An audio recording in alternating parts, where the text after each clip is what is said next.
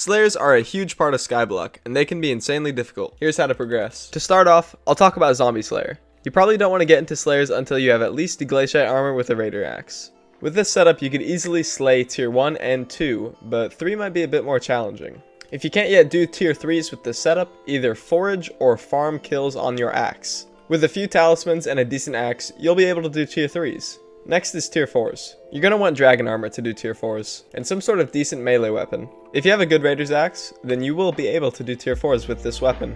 To be honest, up to this point, Zombie Slayer is a bit of a joke. Tier 5 is when things really start to ramp up. For tier 5s, I would recommend 3 different weapons: Reaper Falchion, Livid Dagger, or Shadow Fury. For armor, I'd recommend Shadow Assassin, Necron, or Crimson. And for pets, if you don't have a Shelmet, you should definitely get a Legendary Turtle. If you do have a Shelmet, you could either get a tanky or DPS centered pet. If you're dying, try Blue Whale or Baby Yeti. If you want more damage, try Griffin, Tiger, or Lion. Important items from this Slayer are Revenant Viscera, Reaper Orb, Axe of the Shredded, Reaper Mask, and Warden Heart. Honestly, as tempting as setting your RNG meter to Warden Heart seems, I'd recommend you set it to Shard of the Shredded. Let me explain. You should probably be doing these bosses with a Reaper Falchion, and to get through bosses quicker, you should get an Axe of the Shredded. It's better to get the shards and make an AOTS, then grind the remaining drops, versus setting it to Warden Heart, dropping a Warden Heart, and then you're still doing tier 5s with the Reaper Falchion. And that's acting as if dropping a Warden Heart is this easy thing that you could do in 5 revs. Next we have Spider Slayer, the easiest and most useless of them all. Tier 1 and 2 are a joke, but tier 3 can be more difficult. Any dragon armor should be enough to take on this beast. Tier 4 is a little bit more difficult, but shouldn't pose too much of a threat. Any decent sword like Livid Dagger will be more than enough to complete this boss. The Spider Slayer specific swords are not very good, but you can still use them if you want. Important items from this Slayer would include Spider Boots, Terra Helm, Survivor Cube, Tarantula Talisman, and Flycatcher. Next is Wolf Slayer. Once again, the first 2 tiers of this boss are a joke. Tier 3 is a little bit harder, but with water abuse and dragon armor with a decent melee weapon, you'll be fine. Now we have tier 4. Tier 4 Sven is the hardest tier 4 of the original 3 Slayers. You have many options for killing it, however. Starting off with Mastiff and a Pooch Sword. You'll want as much crit damage as possible for the setup to thrive. Enderman Pet gives insane crit damage, but you could use a different pet if you want. With this setup, you wouldn't need to use a tank pet because you're already so tanky against this boss. Alternatively to Mastiff, you could use Necron with Livid Dagger or Shadow Fury. This would obviously work. It starts to get a little gray around the realm of Shadow Assassin armor. You could complete this Slayer in Shadow Assassin. However, it won't be very easy.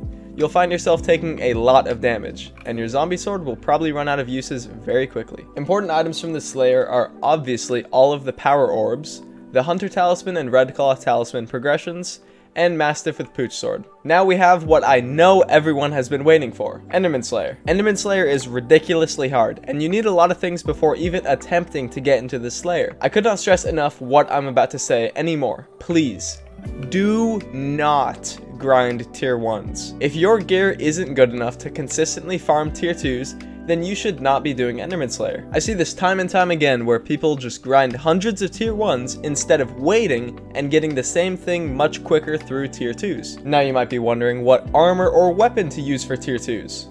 It's very simple. Get a Reaper Mask. If you don't want to get a Reaper Mask, get tanky armor like Necrolord and make sure you don't die. For weapons, use Livid Dagger or Shadow Fury until you can make a Void Edge Katana. Slap either One For All or Ender Slayer 6 on your katana. Pets are extremely important at this point. I'm saying this fully seriously.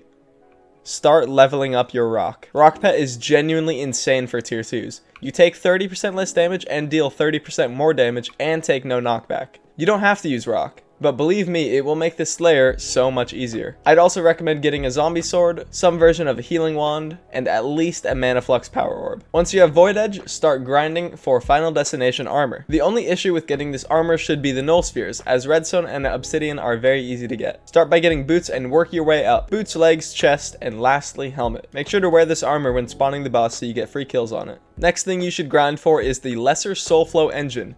You will need Soulflow to do tier 3s. Put this upgrade into a quick minion like Clay or Snow and let the Soulflow build up. This is the point where you could optionally get the Juju Shortbow. This will not help you with Enderman Slayer, but it can greatly help you in dungeons. After all this grinding, you will have racked up some nice kills on your Final Destination armor. You should have at least 10k per piece, ideally 25k. And this is where things get very difficult. For the next katana upgrade, you need null atoms. And to drop these atoms, you need to be able to kill tier 3s. This means that you'll have to use your Void Edge katana to farm tier 3s. I would highly recommend putting everything you can on this sword. Fuming books, high tier enchants, recom, the whole 9 yards. For reforges, you should get either withered or fabled. You need to reforge your final destination armor to either fierce or ancient to maximize damage, and don't forget to hot potato book it. For pets, if you aren't dying, get a damage pet. This can be a griffin, lion, or tiger, and if you are dying, get a tanky pet. Surprisingly enough, Enderman Pet is great for this. Alternatively, you could use Blue Whale, Baby Yeti, or Turtle. Last thing for killing tier 3s is you need good talismans.